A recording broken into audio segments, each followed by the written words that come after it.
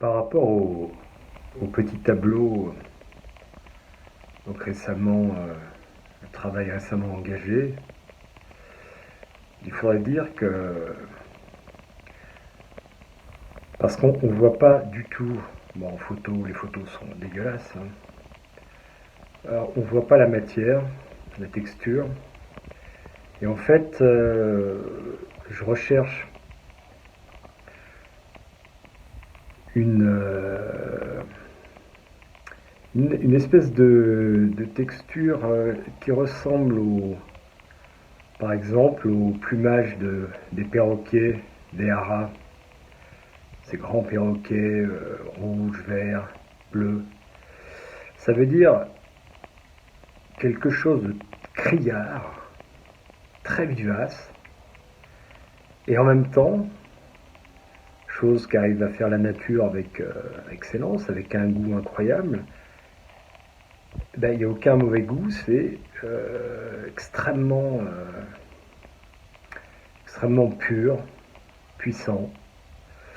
Alors dans ces tableaux, il y a ça, donc le hara avec la taille, hein, le petit tableau, donc ça pourrait être le petit oiseau ou le grand perroquet ou le petit oiseau exotique. Donc les forêts amazoniennes, l'Amazonie, les maquillages des visages des tribus amazoniennes, qui pourraient être africaines.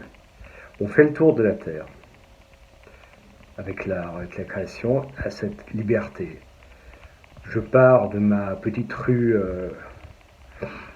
à Lyon, là, près de la Saône. Donc j'emprunte la Saône. Ça commence comme ça, hein, de ces promenades, les reflets dans la Saône, qui certains jours sont magnifiques. Ah, évidemment, on est en France, on est en Europe, c'est pas encore l'Italie, c'est plus doux, c'est plus verdâtre, c'est plus grisâtre. Il y a des ocres déjà, mais bon. Et voilà, et avec cette liberté, et pourquoi pas on suit le cours de la rivière, l'eau, et puis la Saône se transforme en Amazonie. En Amazone, jusqu'en Amazonie. Donc voilà, ces petits tableaux sont faits avec les mains d'une manière très vivace, comme ça. Comme un hara, par exemple, ça m'a toujours étonné cette chose. Ils font pas attention à leur plumage, à leur beauté. Par exemple, ils se chamaillent, ils se battent, ils s'envolent, ils crient. Et tout ça dans cette espèce d'équilibre incroyable, d'harmonie. C'est étonnant. Il y a des poissons exotiques comme ça qui me font le même effet, tout d'un coup, qui partent en nageant d'une manière un peu en faisant des mouvements très rudes, très brutaux, et alors qu'ils ont par exemple des couleurs et un dessin sur leur peau d'une incroyable beauté, des couleurs incroyables qu'on n'osera à peine imaginer toucher pour pas abîmer. Et eux, ils sont dans ce monde sauvage. Ça me rappelle un peu aussi les Indiens criards j'ai cette image d'un coup là de Rimbaud. Voilà. Donc,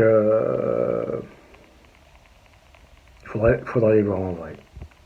Parce qu'il y a il y a une grande douceur qu'on,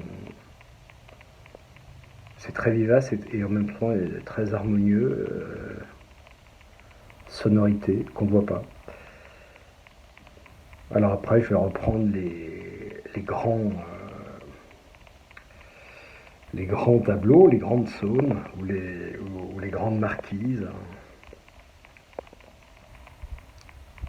et me débattre dessus aussi.